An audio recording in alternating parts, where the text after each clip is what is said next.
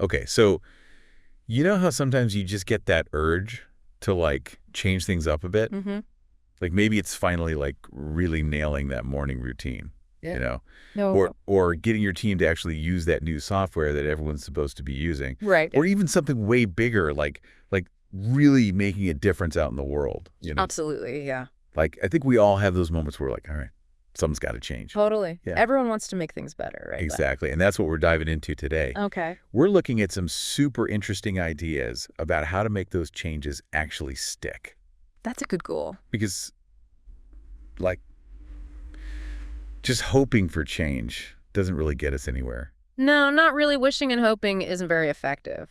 We're talking about some seriously powerful strategies here. Right. We're going to get into the nitty-gritty of how change really happens. And so we're in deep today. Yeah, today it's a deep dive into this really cool book called Agile Diffusion. Oh, yeah. Great book. It's by Dr. Malaz Boustani and his colleagues at Indiana University. Very insightful. They've come up with this whole new perspective on how change actually takes root and spreads. It's not just about spreading information, though. Right. It's not just about, like, sending out an email and crossing your fingers. Nope.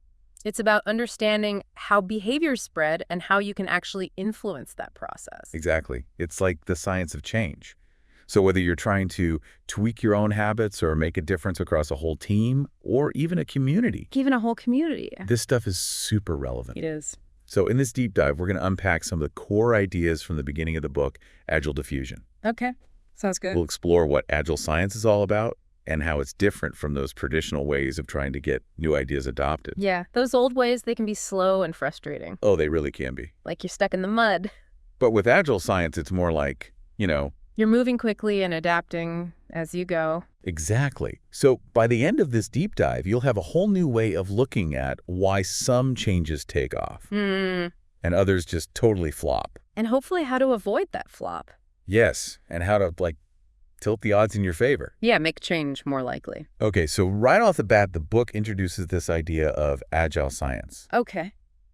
And to explain it, they make this really helpful comparison to something we've probably all encountered. Okay, I'm curious. Project management. Okay. They talk about this contrast between waterfall and agile approaches. Yeah, those are two very different ways of getting things done. Could you give us a quick breakdown? Sure. So picture a waterfall, right? It's this big continuous stream of water just going straight down. That's kind of like the traditional waterfall approach to project management. You plan everything out from the start in detail. Yeah, you map out every single step. You've got your big Gantt chart. Yeah, exactly. And then you just follow that plan rigidly from start to finish. So it's like a one-way street. Pretty much, yeah. Okay, and then on the flip side, you've got agile. Right, so agile is a lot more flexible and iterative. It's like you're taking these short bursts of activity. There's sprints. Yeah, exactly. Yeah. Little sprints. You plan a bit, you do a bit, you get feedback on what's working and what's not, and then you adjust your course as you go. So it's more about adapting and evolving. Exactly. It's about responding to what you learn along the way instead of sticking rigidly to a plan that might be outdated. And the book has this really great visual in Figure 3 that really shows this difference. Oh, yeah, I remember that one. The waterfall is like this long, unbroken line, and agile is a series of smaller loops with feedback built right in. Right. It's a totally different way of thinking about how to get things done. It is. And the interesting thing is that these principles aren't just for managing software projects anymore. Right. They're applying it to science itself. Exactly. They're calling it agile science. So what does that actually look like? Well, it's basically taking those core agile principles, those short cycles of action, feedback, and adjustment, and applying them to the scientific process. It's about rapidly adapting your methods to discover what works in the real world. Especially in a world that's constantly changing. Exactly, in a fast-paced, dynamic environment. And the emphasis here is on prioritizing action over endless planning. Taking action, okay. Understanding the specific context you're working in and quickly learning and adapting based on what you observe. It makes sense. I mean, in today's world, you can't just sit around waiting for the perfect plan to come together. Right. You'll miss the boat. You got to be nimble and responsive. And the book talks about how this is especially important in healthcare. Oh, absolutely. Healthcare moves so fast. It does. And there's often this huge lag between when we have new medical knowledge from research. Right. And when that knowledge actually translates into changes in how doctors and nurses and patients actually behave. It's like all that research is stuck in the ivory tower. Yeah, it is. And agile science is about bridging that gap more quickly by focusing on real-world implementation and getting rapid feedback on what's actually making a difference. So it's not just about knowledge for knowledge's sake. It's about knowledge that actually changes things in the real world. Exactly. It's about taking action and making an impact right now. Okay, so it's about getting research out of the journals and into people's lives. Exactly. Getting it to actually make a difference. Now, to really understand how this works in healthcare settings, and really in any group of people, they introduce this concept of complex adaptive network, or CANs. CANs. Okay. So it's kind of technical. Yeah, a little bit. But it's a really powerful way of looking at how groups of people function. So what's the basic idea behind CANs? Well, think of a hospital system. Okay. Or really any group of interconnected people, like a company, Right. your circle of friends, even a whole community. It's like everyone's connected. Exactly. It's all about relationships and connections. Mm. So these CANs are collections of individuals who have some independence, Okay. but are also deeply linked to each other in all sorts of ways. They're constantly exchanging information. The book calls these signals. Oh. And resources, which they call energy. Energy, okay. And these interactions tend to happen within smaller groups or neighborhoods. So like different departments in a company. Right, or different social groups in a community. And these neighborhoods have boundaries. They do. They have what they call semi-permeable boundaries. It's like a filter that controls what information and who can easily get in and out. So it's not like a solid wall? No, it's more like a membrane. Some things can pass through easily and others have a harder time. Okay, so it regulates the flow. Exactly. And here's where it gets really interesting. The book talks about this idea of emergence. Emergence, what's that? So emergence means that the network as a whole can produce results that you couldn't have predicted just by looking at the individual people in it. Really? Yeah, it's like the whole is greater than the sum of its parts. Okay, so the network itself has properties that are different from the individuals within it.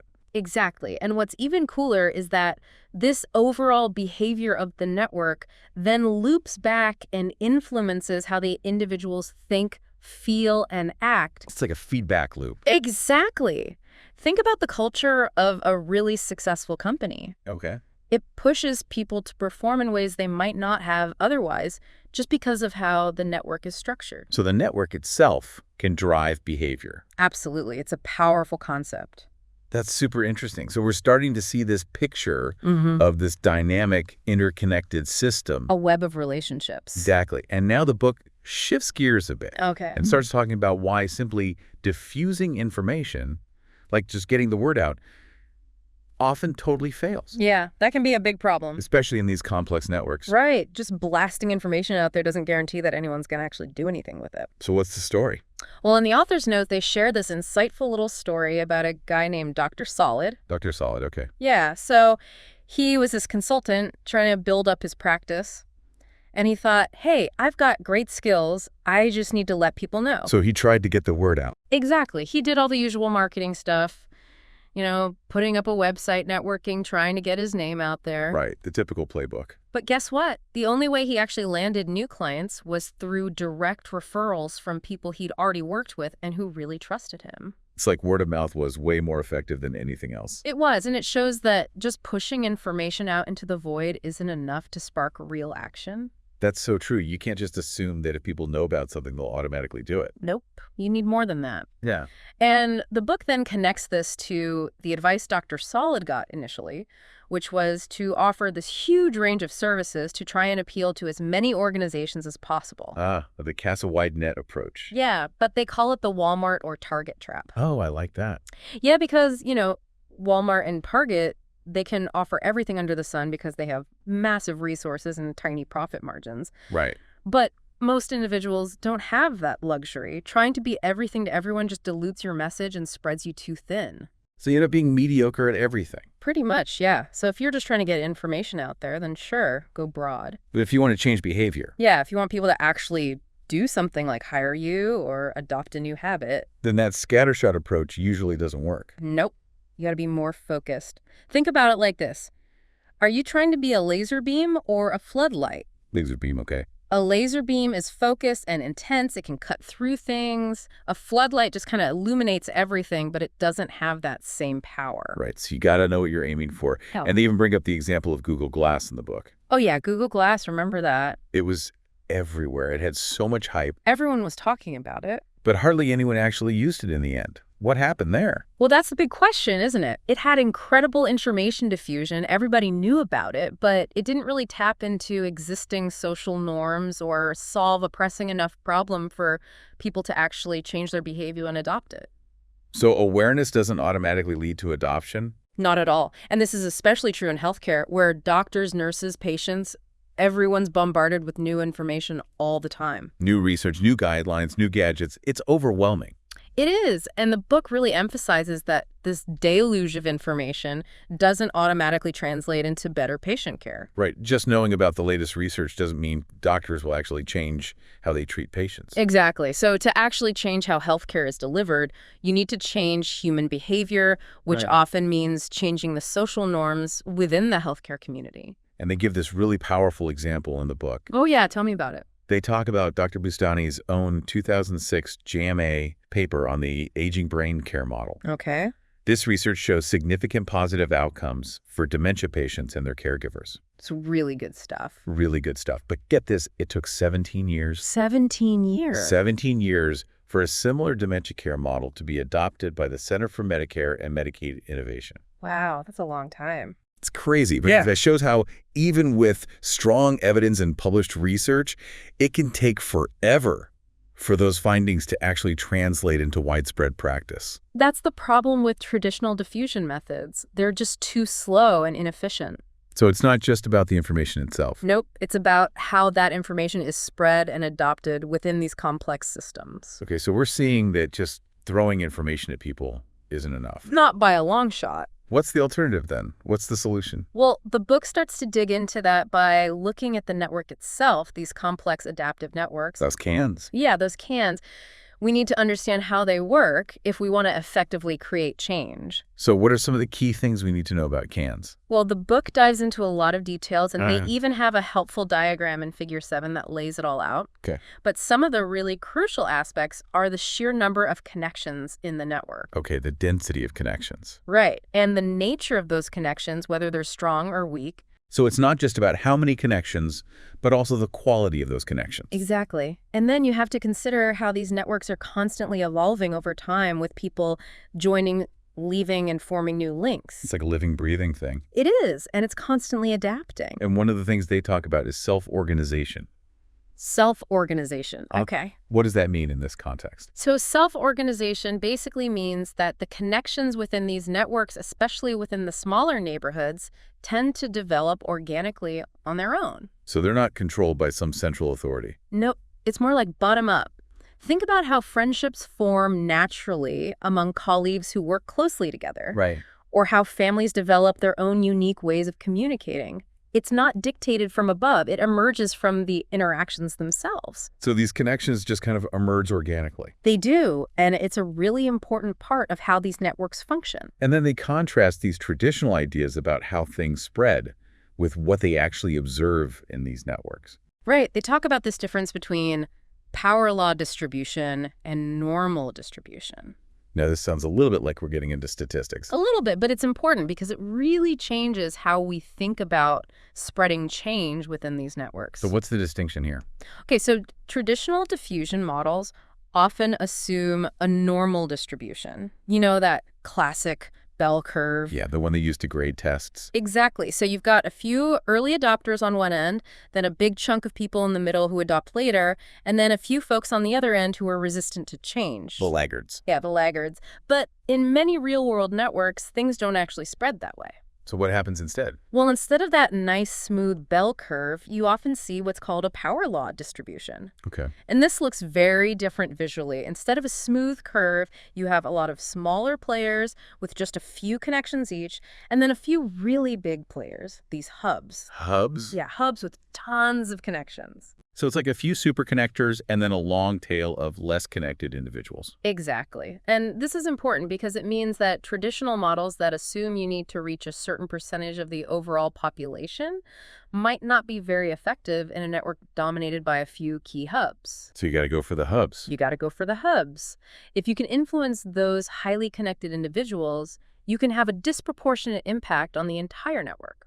That makes sense. And within these networks, they also talk about those neighborhoods and semi-permeable boundaries that we touched on earlier. Right. Those boundaries are like filters that regulate what information and who can easily move between these different clusters within the network. And they highlight that these boundaries aren't solid walls. They're more like membranes that allow some things to pass through easily and others not so much. Exactly. And one of the key insights here is that the strength of those connections between different neighborhoods is super important for how things spread. Okay, so it's not just about being connected. It's about the quality of those connections. Precisely. And they talk about the importance of wide bridges. Quite bridges. Yeah, so a wide bridge is a strong connection between two neighborhoods that involves multiple individuals from each group having ties with each other. So it's like multiple connections instead of just a single link. Right. And the book suggests that if a new behavior or idea comes through a well-connected source, like a wide bridge, Okay. you're much more likely to adopt it than if it comes through a single weak link. That makes sense. It's like social proof. Exactly. If multiple people you trust from different parts of your life are all doing something. You're more likely to do it too. Right. So understanding these bridges is crucial if you want to influence behavior on a larger scale. Okay, so we're seeing that the structure of the network, those connections and boundaries really matters. Absolutely. And this leads to the idea that for real lasting change, we need to think beyond just spreading information Right. and focus on what they call social change. Social change. What's Yeah. the distinction there? Well, this is where they bring in the work of Damon Santola. Okay. Specifically, his book, Change, How to Make Big Things Happen. I've heard good things about that book. It's a great book. And Santola makes this really important distinction between just getting information out there. Which he calls complex contagion. Right, complex contagion. And actually changing people's behavior, which he calls social change. Okay, so it's not just about awareness, it's about adoption. Exactly. And the core of social change, according to Santola, is shifting the underlying social norms within the network. Social norms, okay. Yeah, it's about changing what's considered normal, acceptable, and desirable within the group. So it's not just about individual decisions, it's about changing the collective culture. That's right. It's about changing the unwritten rules of the game. And the book points out that the tools we often rely on for simple information diffusion, like advertising, Right. Those mass media campaigns, they often fail to achieve this deeper level of social change. they do because they don't address those underlying social norms. And they give this crazy example in the book to illustrate this. Oh, yeah, the one about the physician. Yeah, this physician who had amazing results with a new medical procedure, cardiac catheterization. Right, groundbreaking stuff. But because he went against the established social norms of the medical community, Yeah, he experimented on himself without telling anyone. which was a big no-no, A huge no-no. he was actually fired. Wow. And as a result, this life-saving procedure was delayed for decades. Just because of social norms. It's wild, right? Hope so. It shows just how powerful social norms can be in either enabling or blocking change. Absolutely. They can be a huge force for either good or bad. Okay, so we've covered a lot of ground here. We have. Just to quickly recap some of the big takeaways from this first part of Agile Diffusion. All right, let's do it. We started by looking at Agile science as this iterative, adaptive way to approach change. Right, very different from those old school waterfall methods. Then we saw why simply bombarding people with information doesn't usually change behavior. Especially within these complex systems. We talked about those complex adaptive networks, or CANs, Those cans, yeah. and how they have their own unique structures and behavior. With those neighborhoods and bridges. And finally, we touched on this really crucial distinction between simply diffusing information and achieving true social change. Which is about shifting those underlying social norms. Exactly. So these are some of the foundational concepts that the book lays out. And they give us a framework for understanding why traditional approaches to creating change often fall short. Right. They're not enough. Nope, we need to be smarter about how we approach change. So for you, the listener, think about the changes you're aiming for in your own life. Mm-hmm. Maybe it's a habit you want to break or a new way of working you want your team to adopt. Yeah. Or even a bigger change you're trying to make in your community. Those big, hairy, audacious goals. Exactly. Are you just focused on getting the word out? Or are you thinking about the social norms and the structure of the network you're trying to influence? Because understanding these things is crucial if you want to be an effective agent of change. Absolutely, knowledge is power. And that's our deep dive for today. Thanks for tuning in, everyone. See you next time.